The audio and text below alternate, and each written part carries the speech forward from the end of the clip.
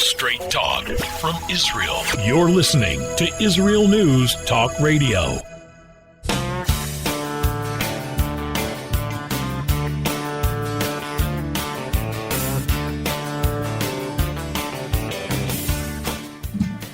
Welcome to Returning Home. I'm your host, Natalie, speaking to you today live from my home in Susia in the southern Hebron Hills. It is the end of May 27th, I think.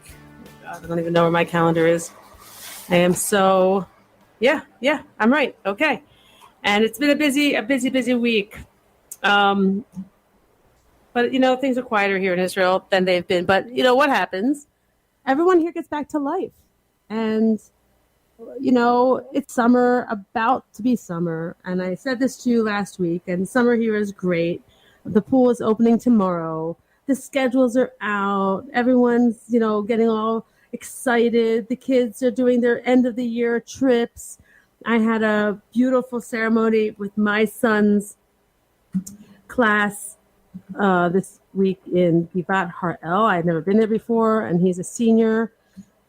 And it was it was like a hike. You go on a hike with your son, and they gave us a map and all these different characteristics that you're supposed to discuss, what kind of person we want him to be when he grows up.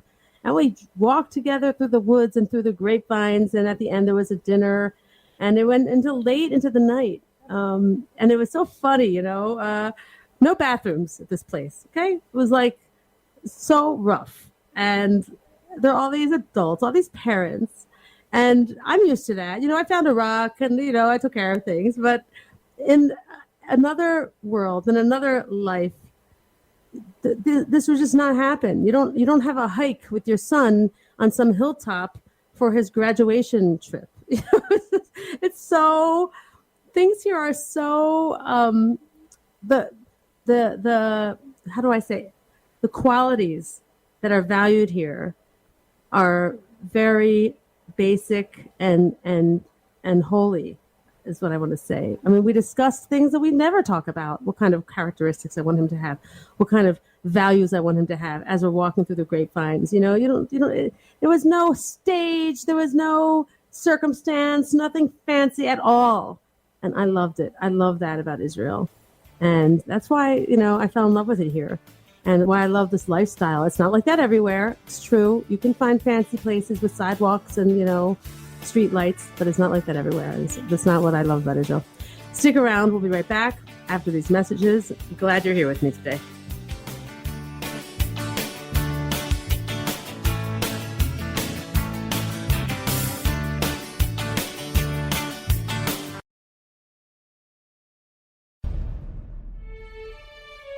Israel is located in one of the most volatile areas in the world. Israel is an island of stability in a sea of war and unrest. In the midst of this turmoil, Israel stands out as a beacon of order and human progress. Each week we update you on what's happening in this, the Jewish state, a true light unto the nations. This is Jay Shapiro. Join me every Thursday on Israel News Talk Radio.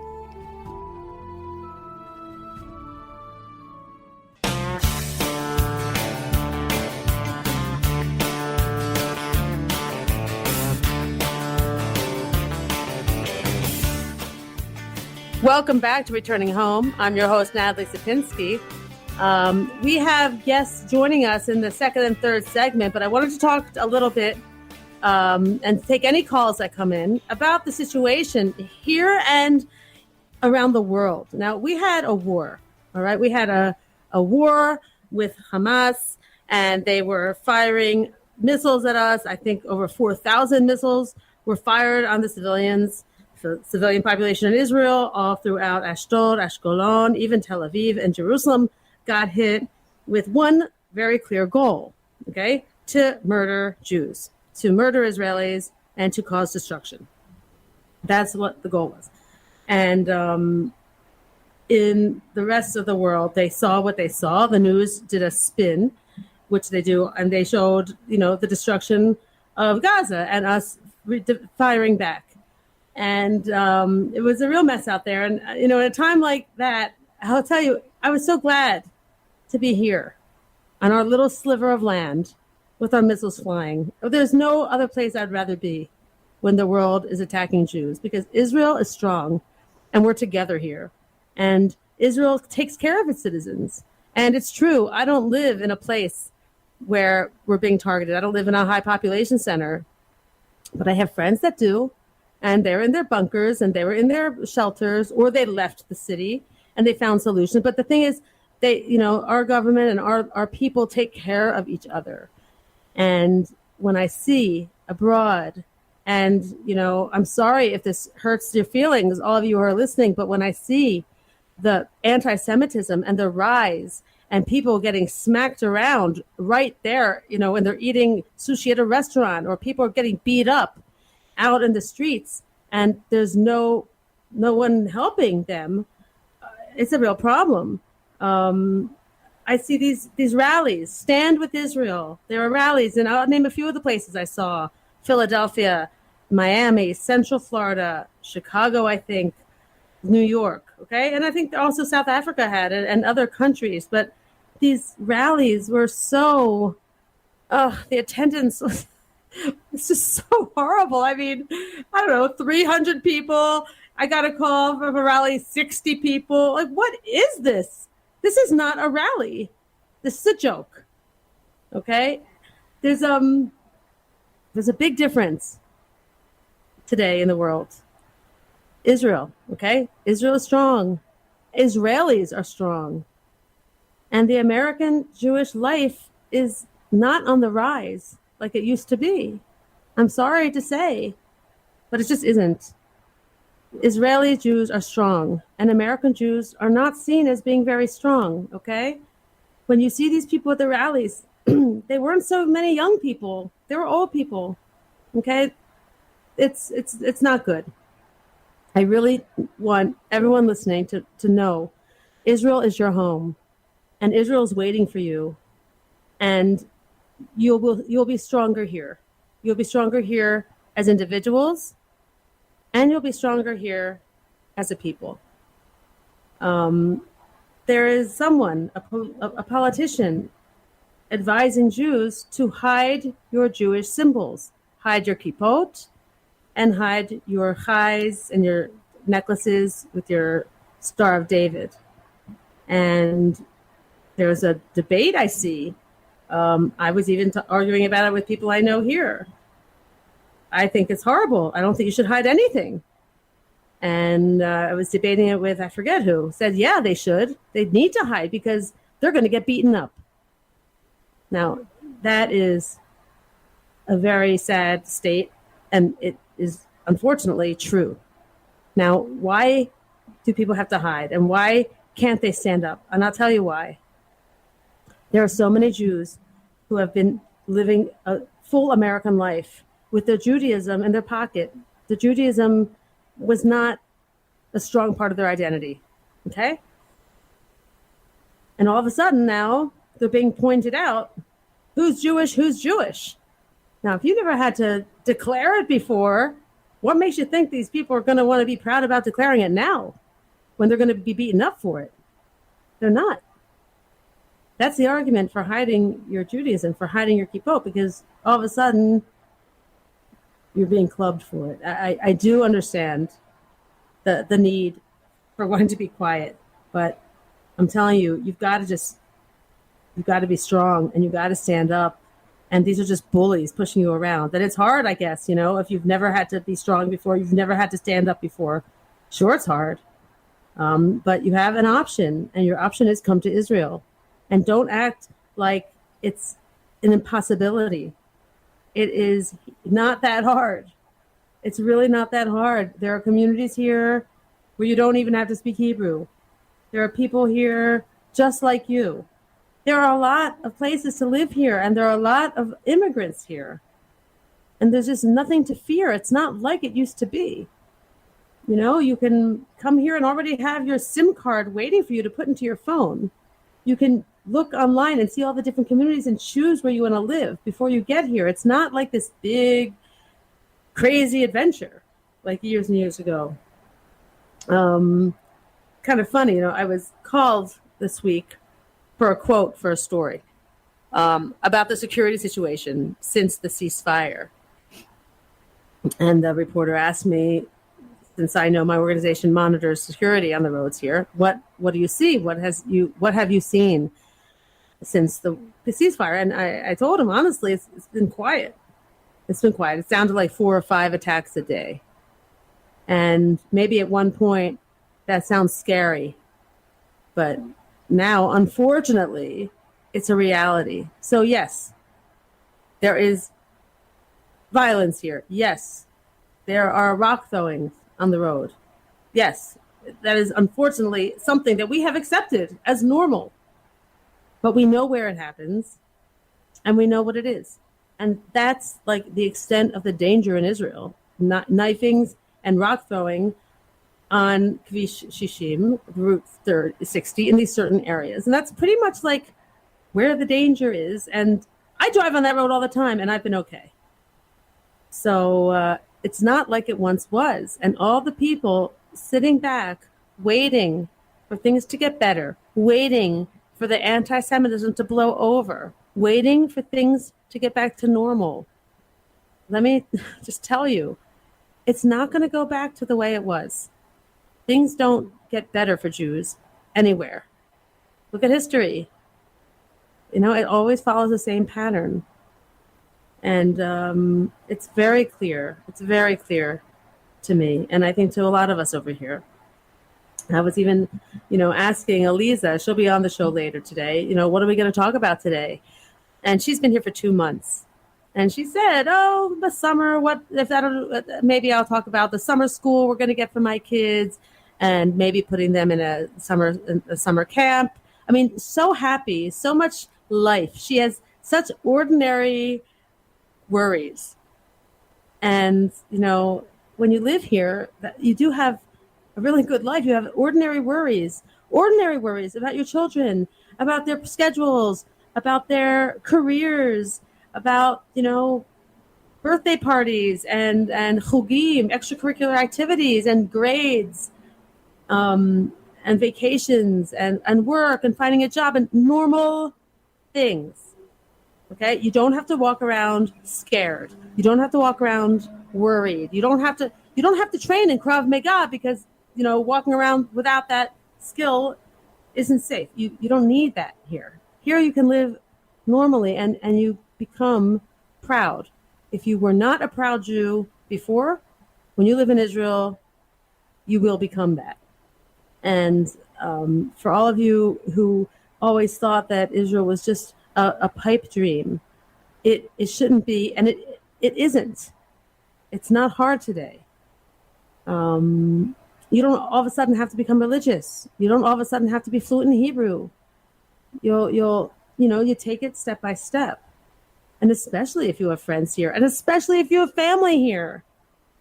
There's just, that is the answer. That is the answer for the Jewish life abroad. It's not good there anymore. And it had a nice run, but it's done. And I really urge all of you who are even just, thinking about it as a mere, as the smallest possibility, maybe in a couple years, maybe don't do that. Make it happen now when you're healthy. Don't worry about the employment and don't worry about the perfect neighborhood and don't worry about the perfect school. Things will work out. Things in general will always be better here for the Jews. This is where you belong. This is where we belong. And things here will work out. They just will. I'll tell you a little bit about our guests. The first guest we have is, I think his name is Jeffrey Ross, and he moved to Efrat from, I want to say Philadelphia. Look at me rifling through my notes. It's ridiculous. From Philadelphia, and he moved here last summer during the corona. So he's probably had a very interesting story for us. We didn't get too many Olim last year. And then he'll be followed by Aleeza, who will give us her update. And we're going to talk about what's going on in the States. I asked her already what she thinks about this rise and this spike of anti-Semitism. And her answer was very interesting. And you can all guess what it was. Want me to tell you? Oh, sorry. His name is Kevin Ross. Did I say Jeff? Kevin Ross. Her answer was that's exactly why she moved. She knew it would get worse. And all of you, debating whether to call nefesh b'nefesh or debate, thinking of all the little things that you have to do. Don't think of all those little things you have to do, like selling the house and packing. Just do it. Just get moving. Just get moving. There's always stuff to do, but come and once you're here, things will work out and you will get a lot of help and support. And it'll be the best decision you ever made. Stick around. We'll be right back.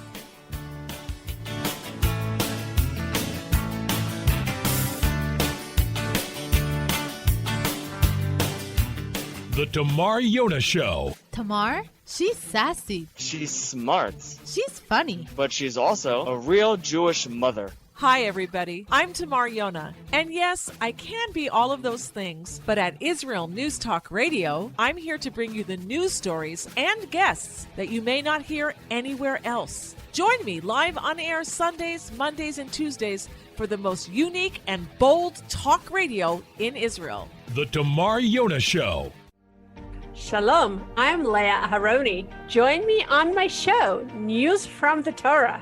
Each Sunday, we'll use the weekly Torah portion as a prism for understanding the news today. Listen to News from the Torah to gain clarity about the times we're living in and to understand your own spiritual path in the process. News from the Torah every Sunday on Israel News Talk Radio.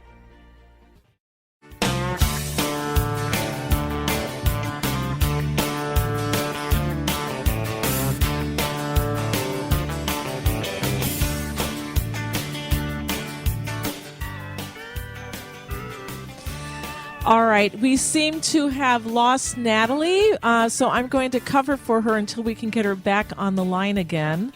You're listening to Returning Home with Natalie Sapinski. I'm just taking over for a few minutes. Our next guest is Kevin Ross. Kevin, shalom. Shalom. All right, Kevin, so why don't you give us your story? When did you make Aliyah and why? So we made Aliyah at the end of August of 2020. So this was in the middle of the whole corona pandemic. And the main reasons why we made Aliyah, there's actually a few reasons, but I think some of the most important ones are, number one, we felt that Jewish continuity was so important to us that to have the security and the feeling that if we just do our part, that our grandchildren and great-grandchildren will be strong, committed Jews. We felt like the direction that America was going in, it was just becoming increasingly more and more difficult to raise committed Jews in that environment. So that was number one. But number two, it was also because we identified so much with our story, and there for thousands of years, we had family members that came before us that even though they knew they would never make it to Israel themselves, they never gave up hope for that dream, and they taught their children, Hashana haba b'Yushalayim. Even though we won't make it, maybe our children or our children's children will. And we feel a very strong connection to those that came before us, and we wanted to play a part in the fulfillment of that dream. Kevin, it's Natalie. Thank you for joining us today. Hi, Natalie. Good to be with you. This is really great that your story, and I want to welcome you and really welcome you to Israel. You've only been here a year, right? Yeah, under a year. Yeah, that's right. Yeah, under a year. And you came during a very challenging time, but in the scheme of things, not so much, right? You know, if you put all the difficulties that were involved on one side of the scale and all the benefits of being Israeli and living in Israel, it is nothing to talk about. It's not even close. Right. It is so lopsided. Right. Until you're here, you don't even realize what an unbelievable blessing it is to be here. Yeah, I mean, even 100%. People that know, that's right. It's just amazing. You're right. You're so right, and you really see it in times of war. I was just saying earlier, I was interviewed for a piece last week, and the question was, have you seen a decrease in security since the ceasefire? And my answer was really boring. I said, yeah, it's quiet. The reporter's like, you have anything to add? And no, and I was actually just speaking to my mother earlier today, and she also was like, so what's it like? All hyper. I'm like, everything's fine. Everything's quiet, because, and she said, so quickly. I said, yes, Israel goes on. We go on. We do not sit here whining and complaining. We move forward. Jews do this. Israel does that. And if you didn't do it before, you do it when you move here. And same with Corona and any hardship, any accident. I find it so amazing the way people age here. And you're going to see this, okay? People don't age the same way here. They keep going. Yeah, I see that. I really do. I don't know. I used to think it was like very scientific reasons, like, the fresh air. And people, walk a lot. But it's not just that. It's definitely Hashem, and it's a holy place, and it's a connection we have. It's much deeper than anything we can explain. I agree. I think that there's a certain level of clarity that people have here that you just don't find anywhere else. It's continues to shock me to be here on the ground and see firsthand what's going on, and then to go on the internet or to see what they're saying on TV and to just see two completely different realities. It's pretty unbelievable. Yes. But yet, despite that, even being slandered by celebrities and slandered by the media, we still walk with our heads high, proud, because we know the truth. We know the truth, and I think that that's part of that resolve that you mentioned, that it is what it is. We know it. We know antisemitism when we see it, and we just keep moving forward. That's what we do. Right. It's something that I was just telling our listeners. When you live abroad and you have hidden your Judaism and you have not been a proud Jew for whatever reason, now when anti-Semitism and they're walking, people, gangs are walking around asking who's a Jew. Now people are forced to, reveal who they are or to really hide. And who would have thought that you'd have to ever, be given that kind of choice? So when you live in Israel, among Jews, among proud Jews, you become proud too. No matter how weak you were before, no matter how quiet, no matter how, how much learning you don't have. Once you're here, you change. Yeah, I think that's very true. People, when you come here, you really get plugged into the truth. It's one thing to see things from afar, but when you're here, you're experiencing things on the ground, you have a tremendous clarity. And even when rockets were flying, and even when there were riots in Jerusalem, there was never a second that I thought to myself, I'd rather be in the United States where it's safer. I've never felt that. Never felt that. Even in the middle of a war, there was never even a second that, we can walk here with a yarmulke on and openly and fully live as Jews here. That's just the reality. Whereas recently in New Jersey, Jews were told, don't go to synagogue. Stay home this Shabbat. We're concerned for your safety. Jews increasingly to go to a pro-Israel rally and get beat up by, quote unquote pro-Palestinian rioters. Yeah, it's unbelievable. Right. But no, it's not though. Nobody but it's not Jews more than here. Here it's safe and you could just totally live openly. Yes, there's a terrorism problem, but it's rare and it's safer here than it is anywhere else in the world. The media doesn't depict that, but that's the reality. Yeah, and you said two good things just now. You go to a pro-Israel rally, people are telling you to stay away. Who's going to defend you? That's the question. Who's going to defend you? Now, you're going to have to count on the police or count on yourselves. And the thing is, Jews, and I was saying this, and I hate to say this, it's not nice to say this, that Jews are weak. Jews are weak. But in America, they kind of are. I mean, they're not raised to fight. They're not raised with a switchblade and know how to use a switchblade. They're not you're not raised to swing a baseball bat and hit people, club people in the head. It's not that kind of upbringing, right? It's just not. Not at all. Not at all. Joseph Cohen, who's I don't know if you've seen any of his videos, I think it's the Israel advocacy movement. He's in Great Britain, and he does a great job. And he just came out with a video how there were Jews that were attacked in Great Britain, and the police did nothing. And he said, I just don't think that there's a future here for Jews if that happens. Whereas at the end of the day here, you have a Jewish police force, a Jewish army, right? You know that they are going to run to your defense.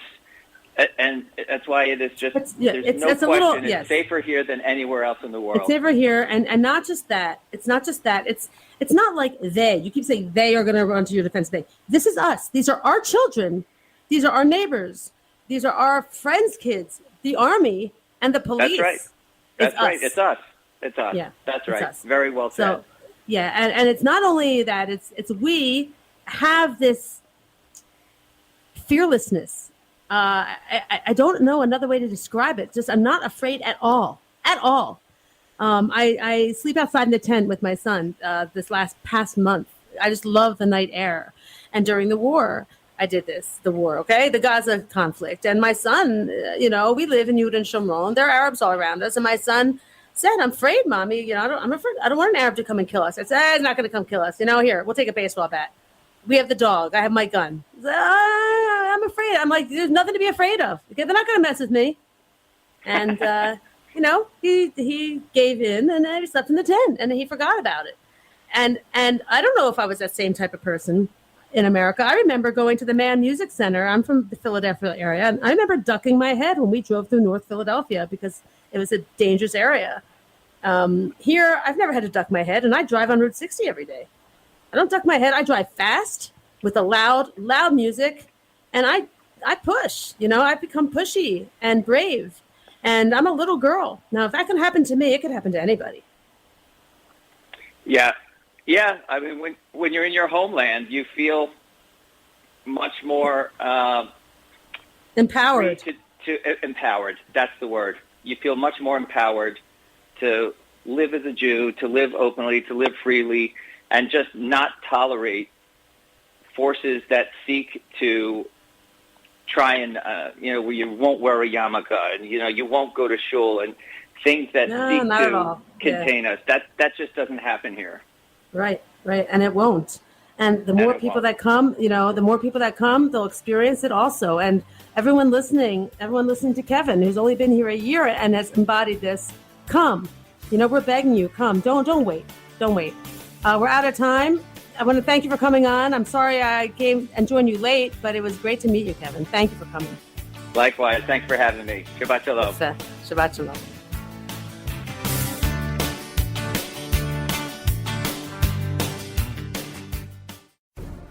In a time where feelings have become fact, where rational thought and common sense has disappeared, one man stands above it all. I'm Howie Sobiker, your political hitman. Political Hitman airs every Tuesday at 11:59 p.m. North American time, 7 a.m. Israeli time, only on Israel News Talk Radio. Are you interested in transforming your life, drawing closer to the Creator, and uncovering the deeper meanings and hidden treasures in the Hebrew Bible?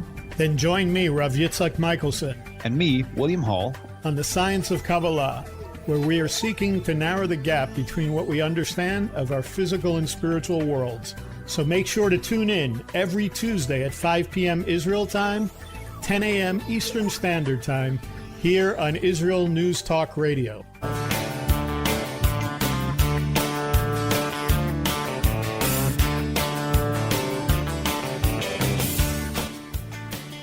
Welcome back to Returning Home. I'm your host, Natalie Sapinski. Joining us for this last segment is our good friend, Aleeza Bracha Ben Shalom, who made Aliyah about 3 months ago, I think, from Philadelphia, and lives in Pardes Chana. Aleeza, are you here?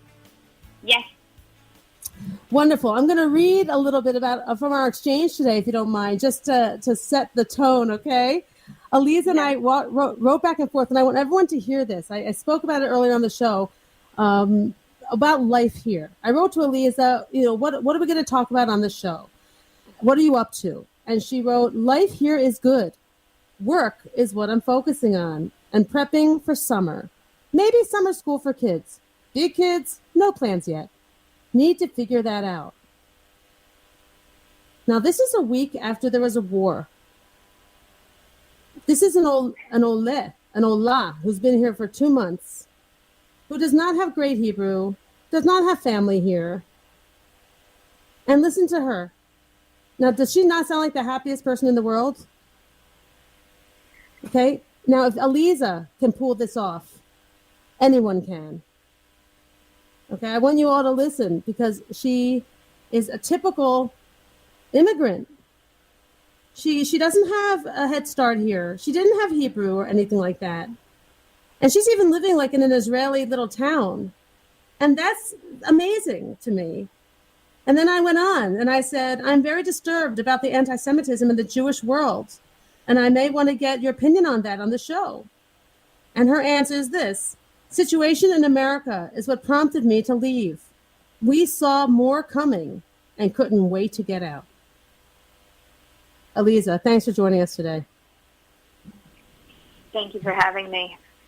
I'm very proud of you, and I hope that you are loud and clear. I know you're out there on Facebook and you're busy and everyone sees your life, and it's so important and it's so great that you do that. You are such a good example. I was just talking to really our guests and our listeners saying, if you were afraid before, if you were nervous, if you were on the fence, if you thought Israel was just never going to happen for you, don't be like that. It can happen. It's not so hard. Just take things step by step. And what you did was very smart. You kind of like made a fun time of it all. I look back over your Facebook posts and I see, even when the movers were at your house, you were walking around the house with your camera, right? I was taking videos of everything, and I've been tracking our journey since we're here. Right. And you made it like a fun adventure. And there was, even if it didn't start that way, and even if some people really feel a knot in their stomach, what you did, and you turned it around, you embraced it, actually. And you're still doing it. And I'm not saying everything is perfect and everything is cake, but there's so much more good here than people realize. I mean, you've changed your whole life, but you still have your life. You still have your children and your husband. You're just doing this together. You're doing all the changes together. We are, and I think the hardest thing is really the family piece. Leaving anybody behind who's not choosing to come with us and who needs to be where they are. That's really the hardest part. Everything else is details, right? Packing the house, your stuff, where you're going to live, what you're going to do, making your plans. It's just all details and things that have to get done. And for me, somebody asked me, like, oh, do you miss America? What do you miss? And I said, I miss my family. I miss my friends. Other than that, no, I don't miss America. That's what I was leaving. I didn't want to be there. It wasn't the place that I felt comfortable. It wasn't the place that I felt safe. It wasn't the place that I thought that I could raise my children to be the best human beings that they could be. I wanted to be here, and I actually thought we weren't really going to get here. I had a dream for many years, and it didn't seem like it was possible. And then last year, it just became very obvious that America is really not safe. Now, I mean, not just America, but that was my experience. Now we see all over the world. It's not safe. It's not a place safe. where you can't walk freely. If if men are afraid to walk out with their yarmulke, or somebody doesn't want to wear a Jewish star or necklace, or they're afraid to be Jewish and be in the world, it's not a safe place to be. They need to be somewhere. It's not. No. It's not safe for Jews. I think Jews for sure, but I think for other people as well. But for sure for Jews, it is not a safe place. Yeah, and well, I think other people. It's a clear message, though. It's not hidden anymore. There's no hidden agenda. Right. It's very much out there and on the table. And I think it's more universal now. I don't think, like, maybe post-Holocaust, we haven't felt it as strongly. Maybe in individual communities, France didn't, they felt it, and here and there throughout the world we would feel it. But I think collectively and communally we're starting to feel it now. And when there's such a big movement and a shift universally across all countries, I think that we have to wake up and say, what do I need to do, and where do I need to be in life, and what's my next move, right? Am I staying? Yeah. Okay, what's the plan for how to keep yourself safe, or how to advocate for the Jews? We have a really good friend in the States, and he is advocating day and night, and doing the best he can for the entire Jewish people. And he said, I can't come to Israel. He said, I'll be the last one to get on the plane and go, because I'm going to make sure everybody else can get there. That's a reason to stay. If that's what you're doing, why you're staying in America. He has a mission, and he's been doing it for years. I don't know what to say about that. I think all Jews belong here, and that's very sad. To stay. You need a community in the diaspora. You need a community. Okay, so what can I tell you? If he thinks that's his mission, all Jews belong in Israel, Aleeza. They all belong here. I agree. Yeah. I agree, and I think it's a very loud and clear message. I don't. Look, I wanted to be here for many years. I wanted it. That was a desire. That was a feeling. That was something emotionally based. Last year we made a decision, and it wasn't that I wanted to be here anymore. It was that I needed to be here. I had to be here. I couldn't exist anywhere else. It was not going to work. I had such clarity, and I said, and I know it's going to be hard, because you shouldn't move when you have big kids. My youngest is almost 8. My oldest is 17. And moving, they're like, oh my gosh, this is not the right time. And I said, this is the only time that I could have moved. We couldn't go in times of peace. A lot of people could come to Israel in times of peace when things are fine, not a big deal. But my husband and I knew we weren't going to be able to do that. We had to go when we felt like we didn't have any other option. And we stayed because of family and friends. We stayed because of our community. And we left, and thank God we found a new wonderful community here. We keep in touch with our family and friends. I can tell you, making Aliyah right now is, on one hand, easier than it's ever been, because we have so much technology to keep us in touch. I talk to my sister on a daily basis, and it's not just I talk to her, I see her face. Of course I miss her, but I see her face every day. It's a very different experience. That's right. It makes it, there are people who live in the same town, and they do FaceTime, and they never see each other for real. There are people who work in the same office who never see each other for real. The world has become smaller, and Aliyah is much easier on that level alone. That's a great point. And a lot of people's jobs are now virtual, so they can work. They work American hours, so they work from 4 till 11 or something like that in Israel, and it's not really a big deal. You enjoy your whole morning, and then you work the evening. Right. Everything here also. Israel is so, I love it. Everything here is so flexible. You know what I mean? It's just different. People here, they aren't such rule followers so much. They're people first. That I love. Right. And nothing is so official here. Things can be changed. Favors can be given. It's nice. You just have to know one thing. You have to be Israeli, and you have to push for what you want, and not just accept the answer that you get. Like in America, they say no. You're like, okay, no. In Israel, they say no, and you're like, why not? I think so. This could work. Oh, yeah. Here's why. Right. That's right. Let's try this. Let's try that. How about this? That's right. That's right. No, really, listen, it's not possible. Yes, it is. We can do that. Yeah, it depends who you get, but yeah, usually there's always a way around because it's just different, you know. It's nice. Very negotiable kind of. Everything's negotiable. That's right. Everything's negotiable. So tell me about your summer plans. Let's just get that with the last 2 minutes to hear how you are going to fill up the next 2 months. Summer here is pretty short. Let me just lay that out. It's July and August, and that is it. Okay, the kids get 2 months off, so it's not so much to fill. So we think that our younger kids are going to only get 1 month off because they're going to do an extended school year with Corona, which is going to be good. We'll see. No, don't count on that. Definite thing? Don't count on that. My kids are already like, yeah, that's not going to happen. Just like they said last year, that's probably not going to happen. And I don't think it's going to happen. We got papers to sign. I think it's going to happen here. I'm hoping because I'd like the kids to have more Hebrew and just be around kids. And then I think we're going to plan some tiolim, some trips, go see the country a little bit, visit friends that we have here, and Very maybe nice. for my big kids, we're going to find a job. Okay. But I don't know. Awesome. I don't know enough. But Israel, it's like, it's not for another month. Don't worry about it. 2 weeks, That's right. 1 week before, 2 days before, we'll figure it out. That's right. There's no plans here. People don't really make long-term plans. It's hilarious, you know. Everything after Pesach, and all of a sudden it's summer, and in a week you got your schedule for the summer. It'll come together. It's amazing. Thank you for joining us today. Thank you for updating us on everything and for sharing your inspiring messages. I hope everyone heard you. Awesome. Beautiful.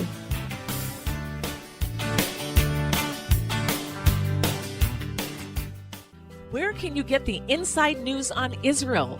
At Israel News Talk Radio, we're dedicated to sharing Israel's inside story with the world by providing our listeners with news on Israeli politics, current affairs, and Israeli Jewish culture. The Israel News Talk Radio homepage also provides you, the listener, with useful information at your fingertips, with scrolling news headlines, weather, currency exchange, Shabbat candlelighting times, and so much more.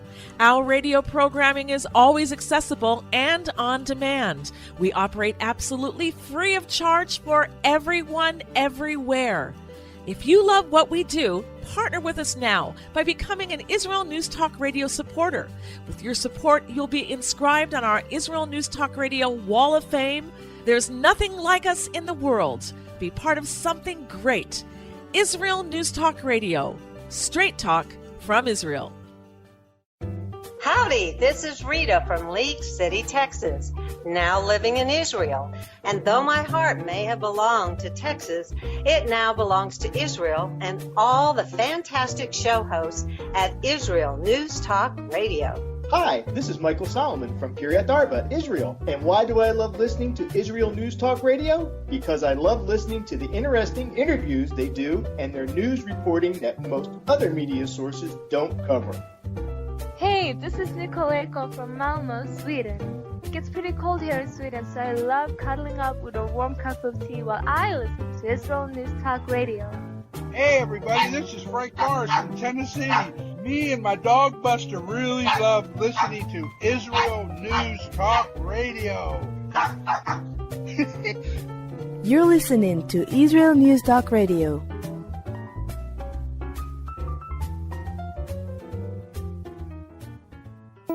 News, opinion, and more. You're listening to Israel News Talk Radio.